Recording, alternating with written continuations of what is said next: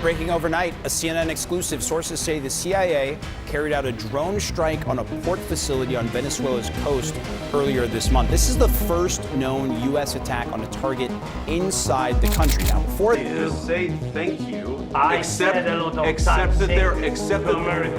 your country is in big trouble. Can I Wait a answer? minute. No. You've done a lot of talking. Your country is in big trouble. I know. You're not winning. I know. You're not winning this. A monumental win. That's how U.S. President Donald Trump described a pledge by NATO leaders to increase defense spending to 5% of each country's GDP. And how is Putin able to continue his war against Ukraine? The answer is China. So we know the ambition China has, which is to somehow get control over Taiwan. And the assumption is, based on many discussions we've had, and of course, what we know from our sources, that the risk is increasingly there that Xi Jinping, the president of China and general secretary of the Communist Party, before he would attack Taiwan, will first make a call into Moscow, his very junior partner in all of this, one Vladimir Vladimirovich Putin, to ask him to keep us busy in this part of Europe. And this shows you that the transatlantic and the Indo-Pacific are getting more and more intertwined. Trump is doing worse than other presidents, but on this one he is doing significantly better, because take a look here. All right, 21st century foreign policy approval rating at this point in term 2. George W. Bush was down at 36%. Barack Obama was at 37%. Look at this. Donald Trump actually leads the pack at 43%. Donald Trump has a higher foreign policy approval rating at this point in a second term than any other president who served their entire second term in the 21st century. It's clear at this point that the second Trump administration has been filled with scandal after scandal, creating outrage, fear, and instability, even among NATO allies. Greenland, then Panama. Then the big first scandal with Zelensky in the White House. What do all these three have in common? They were made with the goal of preventing World War III and a global financial collapse. What good came from each? Well, Panama stopped having Chinese-owned ports at the ends of the Panama Canal. The US got a big new military base in Greenland, following US law rather than Danish law, and Zelensky's meltdown got Europeans to finally wake up, finally spending 5% of GDP on defense and taking more ownership of the situation. He needed them to wake up. That's exactly what happened with the signal leak. It made them wake up to the fact that the US means what they say, and also that the US is right. NATO can't stop the Houthis without the US. To understand why he wants NATO members to spend more, we need to factor in the Great Taiwan Pivot. So Taiwan makes all the microprocessors and semiconductors. If China invades Taiwan, we'll see a global financial depression. So the focus on Taiwan is right. And by scaring Europe to make us spend more on defense, he can leave Europe without fear that they need to be bailed out by the US. Trump wants to prevent what seems like an inevitable catastrophe. Well, how does one go about preventing a global catastrophe? Trump needs Google, Nvidia, and OpenAI to keep producing chips. If that's the goal, then Taiwan has to be able to keep exporting their semiconductors. Trump also needs Europe to take care of Europe so the US can protect Taiwan. Trump wants a world order where America is at the top. Putting America first means that the US will remain the only superpower in the world. There are many things Trump has to balance to achieve this goal. And Trump's actions fit perfectly in this analytical frame. So I'm here to paint you a picture that I guarantee will change the way you view Trump. You'll understand more than 99% of geopolitics nerds, and certainly more than any online commentator. There's a deeper reason why Trump is abandoning Ukraine, and a reason every NATO member is actually quite satisfied with Trump's foreign policy. He bombed the Houthis, bombed Iran, illegally bombed the cartels, and even recently seized an oil tanker from Venezuela. All this because Trump is using the madman theory. And for the madman theory to work against someone like China, they need to believe he will attack them if they step out of order. If we take a step back, it's really simple actually. China wants to take Taiwan. Trump doesn't want China to take Taiwan. This is a classic friction between nations. From the perspective of Xi Jinping, he has to do a cost-benefit analysis and risk evaluations.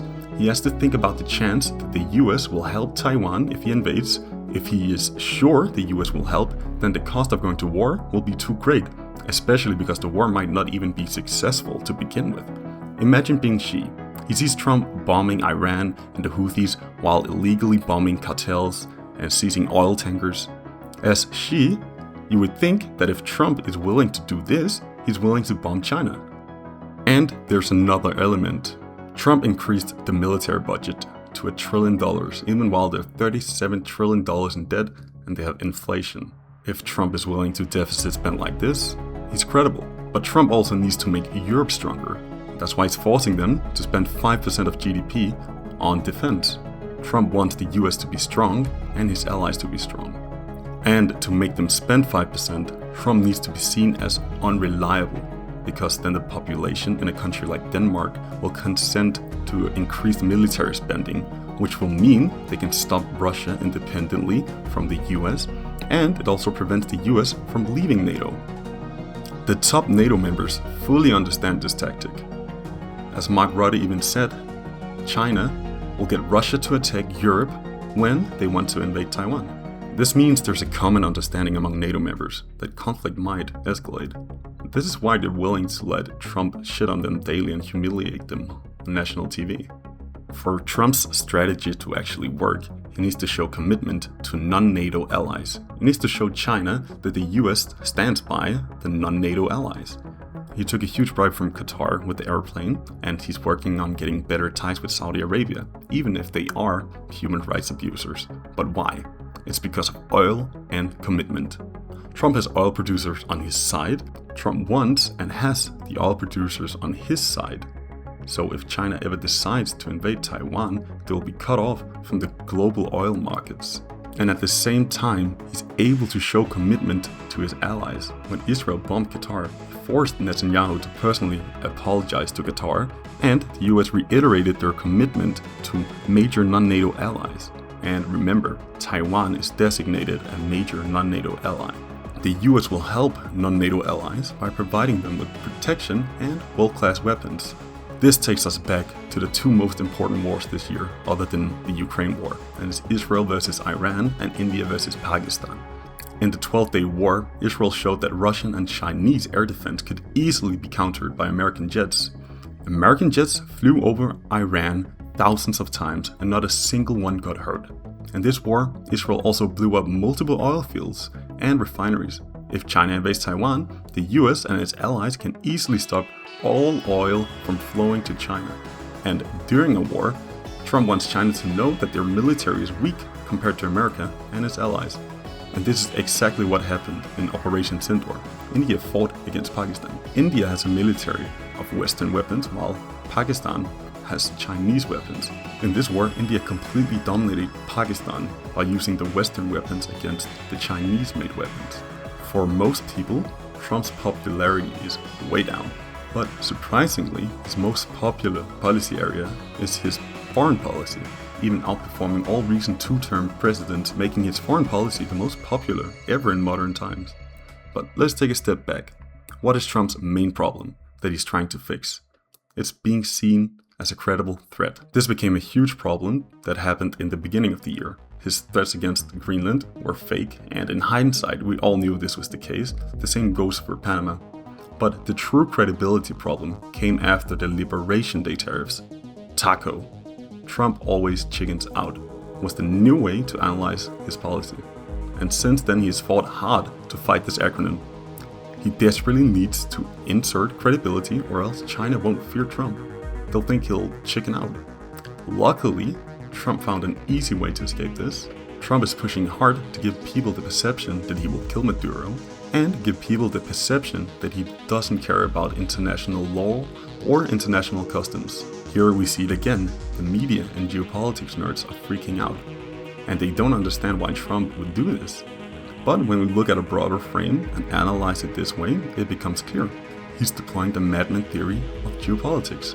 When one powerful actor is super aggressive, it forces everyone else to take less risk. And for hostile countries to take Trump seriously, he needs to assert credibility. By attacking Venezuela relentlessly, he's trying to assert his credibility. He needs to make sure the TACO narrative won't become dominant. With all this information, what has Trump accomplished in his first year? Well, he helped defeat Iran's nuclear capabilities, he got peace in Gaza, with every single country signing on to his peace plan, and he got NATO allies to commit to spending 5% of their GDP on defense. This is really the monumental accomplishment of his first year. With NATO allies in Europe spending 5% on defense, he hopes they can take care of Ukraine alone without American help.